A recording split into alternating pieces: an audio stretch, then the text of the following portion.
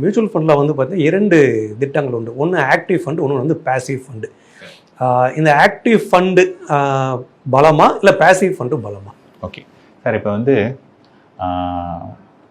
Indian cricket team இருக்குது கரெக்டுங்களா? இப்போ வந்து ஐபிஎல் நடக்குது.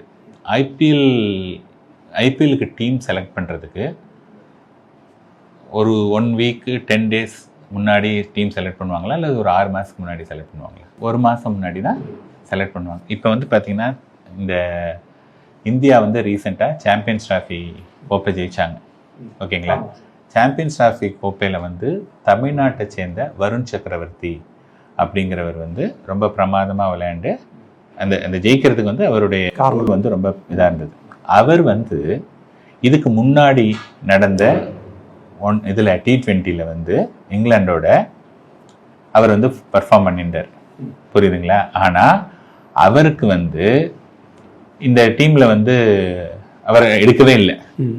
புரியுதுங்களா? அவருடைய ரீசெண்ட் இன்டர்வியூவில் கூட சொல்லியிருக்காரு, நான் வந்து பாம்பேலேருந்து இங்கேருந்து நான் இதுக்கு சென்னைக்கு வந்து டிக்கெட் இது பண்ணியாச்சு, நான் கிளம்புற சமயத்தில் பார்த்தா இல்லை நீ இங்கே போ அப்படின்னு சொல்லிட்டாங்க அப்படின்னு சொல்லிட்டு சொன்னாங்க. ஸோ எல்லாமே வந்து பார்த்தோன்னா இன்னைக்கு எவ்ரிதிங் இஸ் டைனமிக்ஸ்.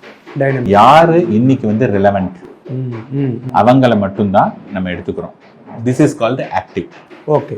இப்போ ஃபார் எக்ஸாம்பிள் இன்னைக்கு ஒரு சினிமா நம்ம எடுத்துக்கிட்டோம் அப்படின்னதுன்னா, ஒரு மியூசிக் டைரக்டர் எடுத்துங்க. மியூசிக் டைரக்டர் வந்து பார்த்தோம் அப்படின்னதுன்னா ஒரு இளையராஜா, ஏஆர் ரஹ்மான், இவங்கெல்லாம் வந்து ரொம்ப கிரேட் மியூசிஷியன். கரெக்டாக இல்லையா?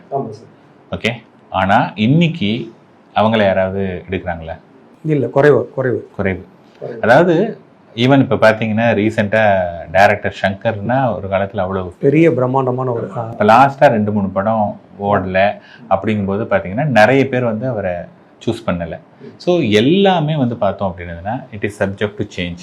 அப்படின்னு இருக்கும்போது ஒரு காலகட்டத்தில் ஒருத்தர் பண்ணிட்டு இருக்காங்க அப்படிங்கிறத வச்சுட்டு நம்ம பண்ண முடியாது.